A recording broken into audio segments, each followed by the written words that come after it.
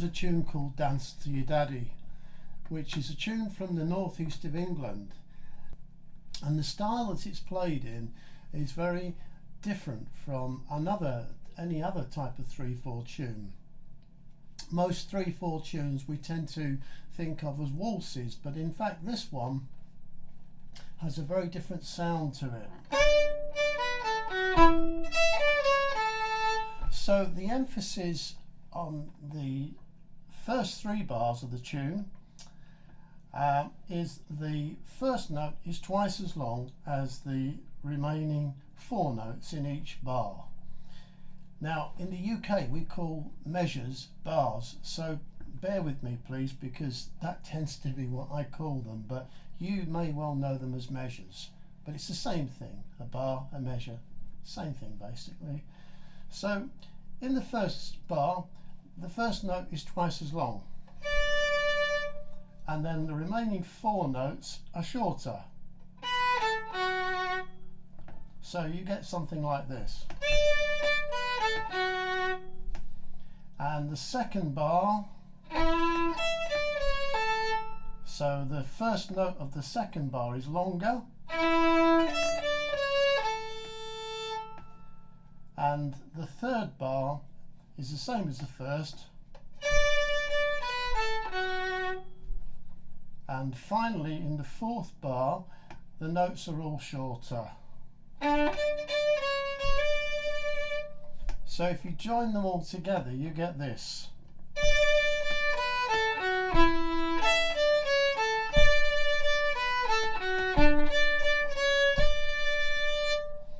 So it's very different. If I played that as a waltz, it might sound like this.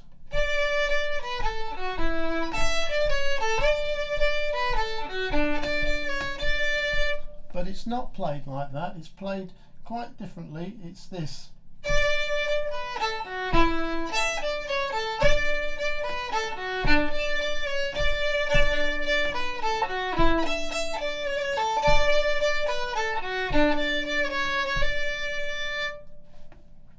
The B part of the tune sounds like this. So once again the first note is twice the length of the remaining notes in the bar. Bar 2 of the B section. Bar 3. And the remaining notes in bar 4 of the B section are short ones again. So from the top it goes.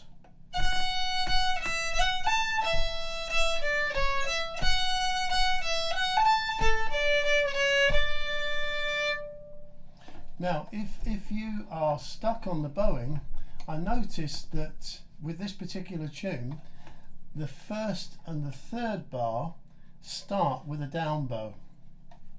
Well, they do sometimes, not all the time. I must admit that sometimes I do seem to switch around, but as a rule of thumb you could think along these lines. So for instance, going back to the beginning of the tune, the first note would be a down bow, a nice long down bow, followed by 4 short up and down bows, and incidentally each note has its own bow, so there are no notes where it rolls from one string to another using just one stroke of the bow. So in actual fact it keeps it simple, so every note has its own individual bow stroke.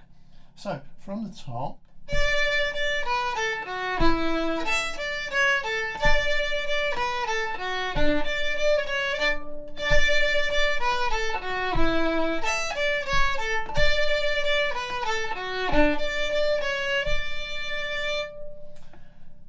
and likewise the B section.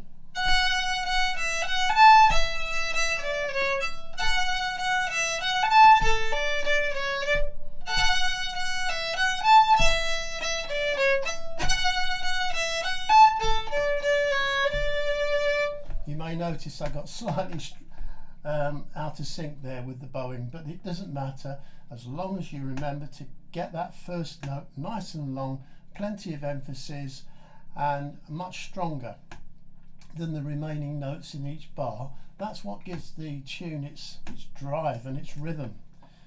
Now, the other thing you could add are slides, and there aren't many.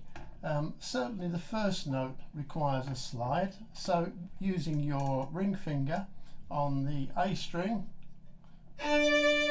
that's the note we're going to slide up to, so I'm going to go just slightly below that note and just slide up to it.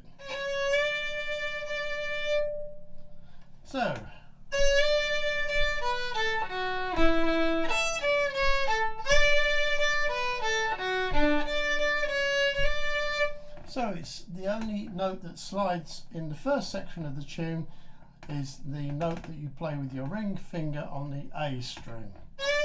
That one. That's the only note that has a slide. And likewise in the B section of the tune, the only note that has a slide is the first note, this one.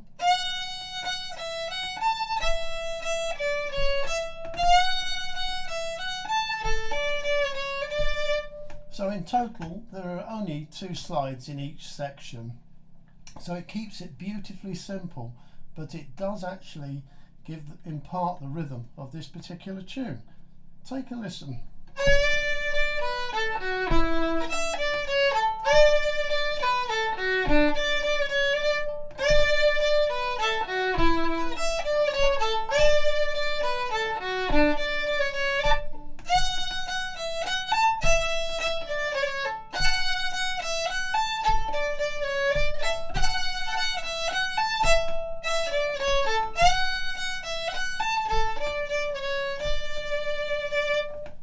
And if you want to get really fancy, you can start double stopping. Okay,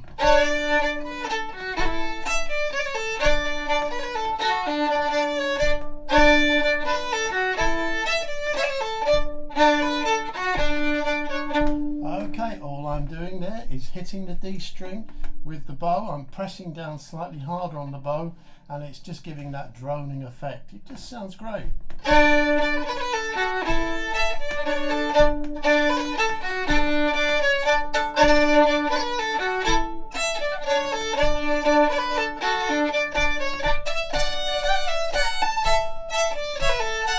Okay, what I did there was I held a double stop. So I kind of played the melody whilst holding my ring finger on the A string just to give me another drone. Okay, so I took the ring finger off the A string and then just used the A string as a drone. So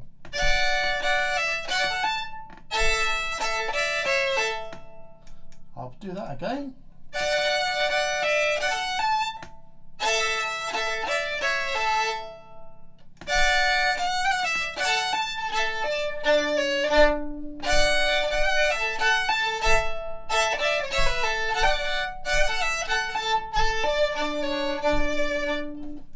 Why do I do that? Because if you play for anyone like sword dancers, and you generally would play this tune quite a bit faster, you need as much volume as you can get in if you're playing outside to make the sound of the fiddle ring above the dancers. So it's a good way of doing that.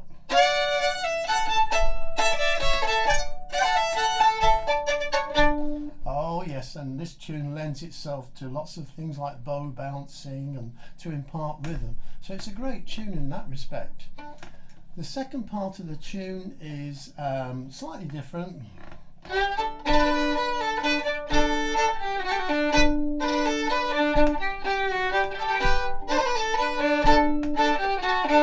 Exactly the same idea going on there. The first note is twice the length of the other notes, and that's where the emphasis each time lies, on the very first note in the bar.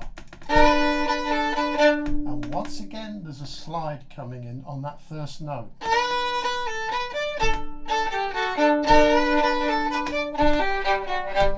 And there's more droning going on there with the D string, open D string, and also some of the G string as well. And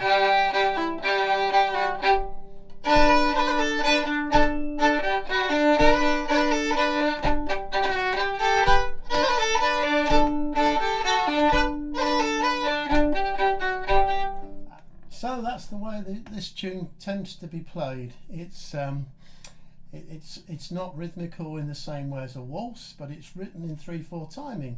I'm guessing that's how it should be. That's how it came out when I started to write the notation out, and that is stored on my Peak Fiddler Facebook page. So please visit that, and hopefully if you like the page and you like the music that's stored there, you'll give me a like, and then that will add a little bit more to the credibility of that Facebook page. But anyway, have fun. I hope you enjoy this tune. It's a lovely tune from the northeast of England. Dance to Your Daddy.